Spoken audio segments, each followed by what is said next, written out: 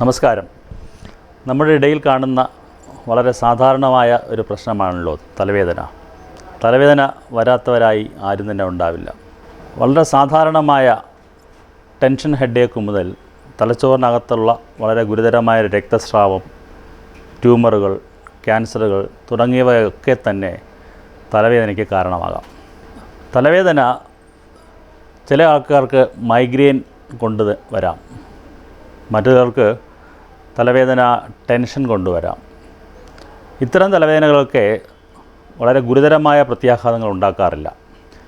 എന്നാൽ തലച്ചോറിനകത്തുള്ള മുഴകൾ, ട്യൂമറുകൾ, ക്യാൻസറുകൾ, തലച്ചോറിനുള്ളിൽ രക്തസ്രാവം തുടങ്ങിയവ മൂലമുണ്ടാകുന്ന തലവേദന പലപ്പോഴും ഗുരുതരമായ പ്രത്യാഘാതങ്ങൾ ഉണ്ടാക്കാം. ചിലപ്പോൾ മരണം വരെ സംഭവിക്കാം.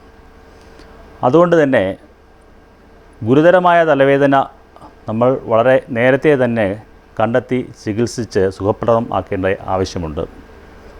എങ്ങനെ നമുക്ക് ഗുരുതരമായ തലവേദന മനസ്സിലാക്കാം എന്നതിനെക്കുറിച്ച് നമുക്ക് സംസാരിക്കാം. പെട്ടെന്നുണ്ടാകുന്ന വളരെ കടുത്ത തലവേദന പലപ്പോഴും ഗുരുതരമായ പ്രശ്നങ്ങൾ കൊണ്ടുവരുന്നതാകാം. അത് തലച്ചോറിനകത്തുള്ള രക്തസ്രാവം കൊണ്ട് ഉണ്ടാകാനുള്ള സാധ്യതയുണ്ട്. തലച്ചോറിനുള്ള രക്തസ്രാവം ചിലപ്പോൾ രക്തസമ്മർദ്ദം അഥവാ ഹൈപ്പർ ടെൻഷൻ അത് കുറേ നാൾ ചികിത്സിക്കാതിരിക്കുമ്പോൾ തലച്ചോറിനകത്തുള്ള രക്തക്കുഴൽ പൊട്ടിയിട്ട് രക്തസ്രാവം ഉണ്ടാകാം. അത് വളരെ സീരിയസായ പ്രത്യാഘാതങ്ങൾ ഉണ്ടാക്കുന്നൊരു കണ്ടീഷനാണ്. അതുപോലെ തന്നെ തലച്ചോറിലെ രക്തക്കുഴലുകൾ ബലൂൺ പോലെ വന്ന് വീർത്തിട്ട് അത് പൊട്ടാം. അതിനെ നമ്മൾ അന്യൂറിസം എന്നാണ് പറയുക. അതും വളരെ ഗുരുതരമായ പ്രത്യാഘാതങ്ങൾ ഉണ്ടാക്കാം. ചിലപ്പോൾ തല തട്ടുകയോ മുട്ടുകയോ ഒക്കെ ചെയ്തിട്ട് തലച്ചോറിനുള്ളിൽ രക്തസ്രാവം ഉണ്ടാക്കാം. അതും കടുത്ത തലവേദനയായിട്ട് വരാം. പ്രായമായ ആൾക്കാരിൽ ചിലപ്പോൾ വളരെ വലിയ ഒരു തട്ടോ മുട്ടോ പറ്റാതെ തന്നെ രക്തസ്രാവം ഉണ്ടാകാം. അതിന് നമ്മൾ ക്രോണിക് സബ്ഡ്യൂറൽ ഹെമറ്റോമ എന്നാണ് പറയുക.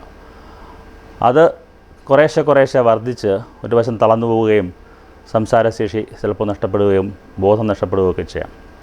അപ്പോൾ ഇത്തരം ബ്ലീഡിങ്, തലച്ചോറിലെ രക്തസ്രാവം കൊണ്ടുണ്ടാകുന്ന അവസ്ഥകളിൽ വളരെ പെട്ടെന്ന് തന്നെ നമ്മളൊരു സ്കാൻ എടുത്തിട്ട് അത് എന്ത് തരത്തിലുള്ള രക്തസ്രാവമെന്ന് കണ്ടെത്തി അതിന് ഫർദറായിട്ട് ചിലപ്പോൾ ശസ്ത്രക്രിയ ചെയ്യുകയോ ചിലപ്പോൾ മരുന്ന് കൊണ്ട് ചികിത്സിക്കുകയോ വേണ്ടി വരാം. അതുപോലെ തന്നെ നേരത്തെ സൂചിപ്പിച്ച ഒരു അവസ്ഥയാണല്ലോ തലച്ചോറിനകത്തുണ്ടാകുന്ന മുഴകളും ക്യാൻസറുകളും. ഈ മുഴകൾ പലപ്പോഴും ഒരു ദീർഘനാൾ വളർന്ന് തലച്ചോറിനകത്തുള്ള സമ്മർദ്ദം, പ്രഷർ കൂട്ടുമ്പോൾ മാത്രമേ തലവേദനയായിട്ട് വരാറുള്ളൂ. അല്ലെങ്കിൽ ചില ഞരമ്പുകളിലേക്ക് ഈ മുഴകൾ പ്രസ് ചെയ്താലും തലവേദനയായിട്ട് വരാം. അപ്പോൾ ഇത്തരം അവസ്ഥകളിൽ നമ്മൾ സ്കാൻ എടുപ്പിച്ചിട്ട് ആ മുഴകളെ കഴിയുന്നതും പെട്ടെന്ന് നീക്കം ചെയ്യുന്നത് വളരെ ഫലപ്രദമായ ഒരു മാർഗമാണ്.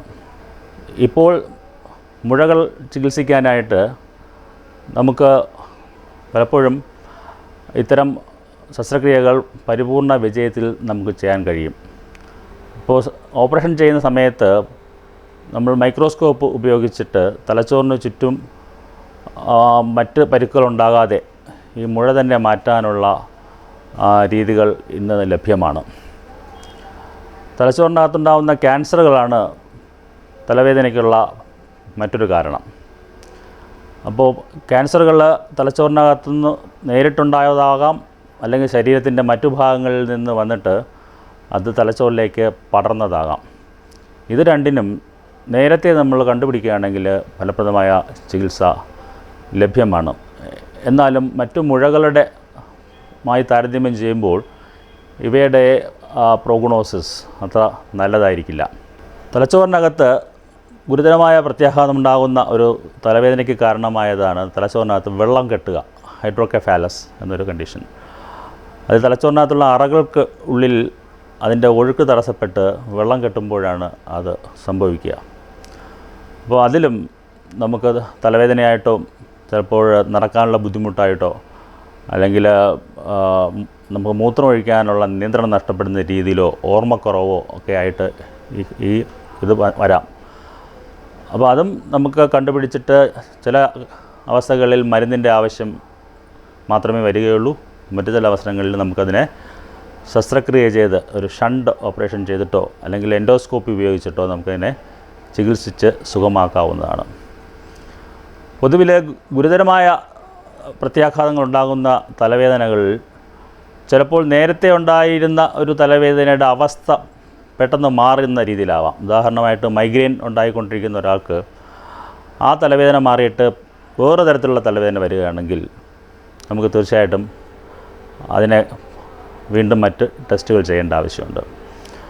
തലവേദനയുടെ ഒപ്പം തന്നെ നമുക്ക് മറ്റ് ഛർദിലുണ്ടാവുക, അല്ലെങ്കിൽ നാഡീഞരമ്പുകൾക്ക് ക്ഷയമുണ്ടാവുക, ബോധക്കേടുണ്ടാവുക, സംസാരശേഷി നഷ്ടപ്പെടുക, ഇതുപോലുള്ള എന്തെങ്കിലും കൂടെ തലവേദനയുടെ ഭാഗമായിട്ട് വരികയാണെങ്കിൽ അതും ഒരു ഗുരുതരമായ തലവേദനയുടെ ലക്ഷണമാകാം.